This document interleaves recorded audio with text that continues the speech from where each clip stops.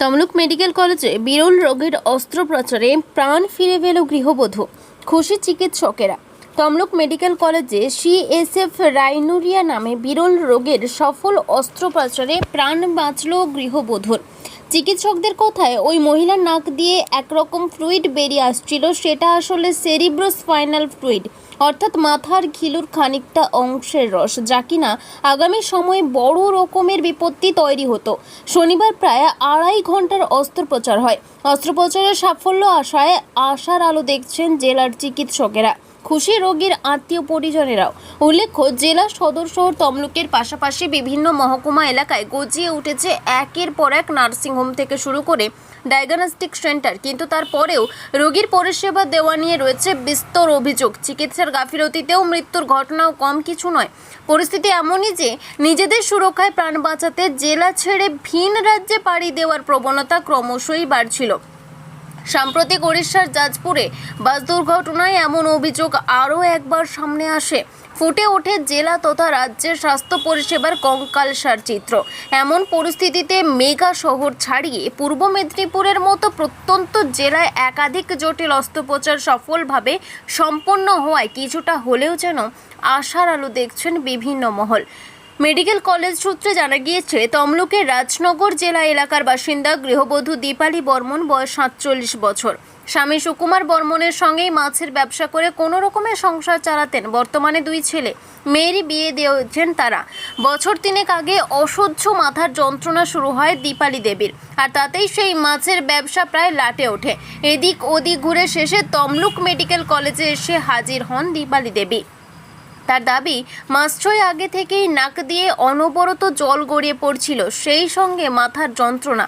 চিকিৎসকদের পরামর্শ মেনে নানা পরীক্ষা নিরীক্ষা হয়, তাতেই সামনে আসে সিএসএফ রাইনুরিয়া নামে এক বিরল রোগ ধরা পড়ে। চিকিৎসকদের পরামর্শ মতো মেডিকেল কলেজে শুরু হয় ওই মহিলার সফল অস্ত্রোপচার, যাবতীয় পরীক্ষা নিরীক্ষা। শনিবার প্রায় 2.5 ঘন্টার চেষ্টায় নাকের ভিতর দিয়ে নল ঢুকিয়ে এন্ডোস্কোপির মাধ্যমে মাথার খুলির ফুটো হয়ে যাওয়া অংশে অস্ত্রোপচার হয়।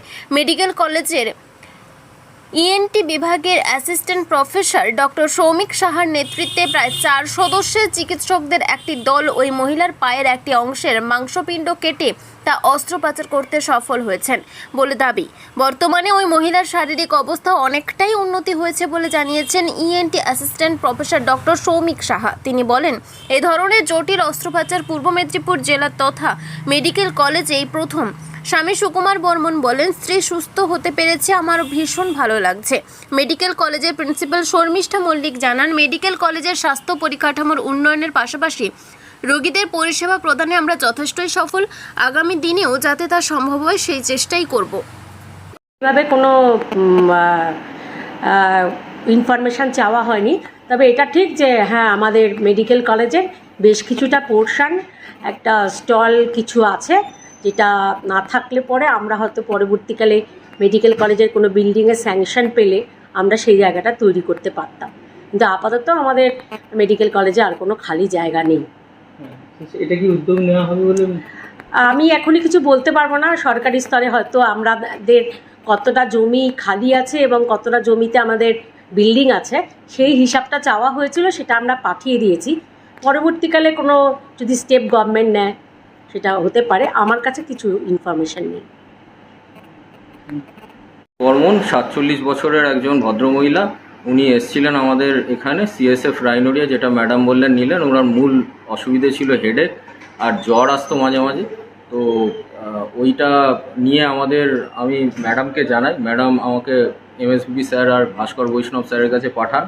তো ওনারা কিছু ক্রিটিক্যাল ইনস্ট্রুমেন্টস লাগে সেইগুলো ওনারা ব্যবস্থা করেন। তো সেই ব্যবস্থাপনা নিয়ে আমরা ওটিতে অ্যানাস্থেশিয়া টিম ছিল ঋদ্ধিমা, এসআর আর কৌশিক পাল স্যার, হাইপোটেনসিভ অ্যানাস্থেশিয়া দেওয়া হয়। তো 2.5 ঘন্টা ধরে ওটিটা হয় এন্ডোস্কোপিক্যালি।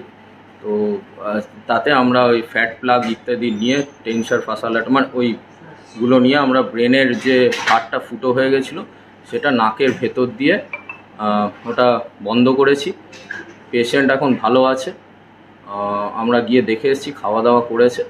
তো এই ম্যাডাম তো বাকিটা সবই বলেছে। তো স্যার ম্যাডামদের জন্য এই ওটিটা করা সম্ভব হয়েছে, কারণ এই সেট আপে ওটিটা ইজ ভেরি রেয়ার আর কি। আমি তাই ম্যাডাম এবং অ্যাডমিনিস্ট্রেশন স্যারদের ধন্যবাদ জানাই এবং আশা করবো পেশেন্ট আরও ভালো হয়ে উঠবে। এর আগে কি এই ধরনের অপারেশন হয়েছে অন্য কোথাও মেডিকেল কলেজে? ডেফিনেটলি এসএসকেএম মেডিকেল কলেজ কলকাতায় তো হয়, তমলুকে আমি যতদূর জানি প্রথম আমাদের ডিপার্টমেন্টে যা জানি। এবার আমার কাছে স্ট্যাটিস্টিক্যালি কোনো ডেটা নেই যে পেরিফেরি মেডিকেল কলেজে হয়েছে কি হয়নি, তবে ডেফিনেটলি খুব রেয়ার, কারণ আমাদের যে সিনিয়র স্যাররা বা কলিগসরা রয়েছেন তারা বলেছেন এটা খুব রেয়ার হয়। আমরা ন্যাশনালে থাকতেও হয়তো আমাদের পিজিডিশিপে দুটো হয়তো দেখেছি এরকম, বা এসআরশিপে এক দুটোই দেখা হয়েছে। পেশেন্ট এখন ভালো আছে? এখন ভালো আছে, আমরা সকালেও কথা বলে এসেছি, ভালো আছে, খাওয়া দাওয়া করেছি। আপনার নাম দিয়ে আমার নাম ডক্টর সৌমিক শাহ। কি অসুখ হয়েছিল এবং কোথায় কোথায় কতদিন ধরে ছুটেছিলেন? হ্যাঁ, এটা প্রায় হয়েছে 7-8 মাস। হ্যাঁ। 7-8 মাস হওয়ার পরে এখানে প্রথমে দেখাই ডাক্তারবাবুকে। হুম। উনি বলছে যে ওষুধ দিচ্ছি, যদি মেডিসিনের দ্বারা না কমে তাহলে অপারেশন করতে হবে। এটা ভেবে আমি আবার বলি কাটাছিঁড়া করার থেকে আর একটা ডাক্তার দেখে যাই। এই লিয়া উড়িষ্যা গেলাম, ভুবনেশ্বরে, ওখানে ডাক্তারবাবুকে দেখিয়েছি, উনি ওই একই কথা বলছে। ওখান থেকে আবার ফেরত আসি, এসে আবার ডাক্তারবাবুর কাছে পরামর্শ নিয়ে এই মেডিকেল কলেজে বিনা পয়সায় চিকিৎসা আরম্ভ করি। এটা বেসরকারি করলে কত টাকা খরচা করতে হবে? 2 থেকে 2.5 লাখ টাকার মতো খরচা করে বলছে। সেটা কি আপনার পক্ষে সম্ভব হতো না, সেই জন্য ডাক্তারবাবুকে বলতে উনি বলেন যে মেডিকেল কলেজে করলে এতে একটু সময় লাগবে, ওনাদের ব্যবস্থা অনুযায়ী আপনাকে হাঁটতে হবে। সেইভাবে হেঁটে আমার এই অপারেশনটা হলো। অপারেশন করার পরে ডাক্তারবাবু বলল যে অপারেশনটা ভালো হয়েছে, এখন আইসিইউতে আছে, আজকেই পেটে দিবে বলছি। কোথায় বাড়ি আপনার, কি নাম? রাজনগর বাড়ি, সুকুমার বর্মন।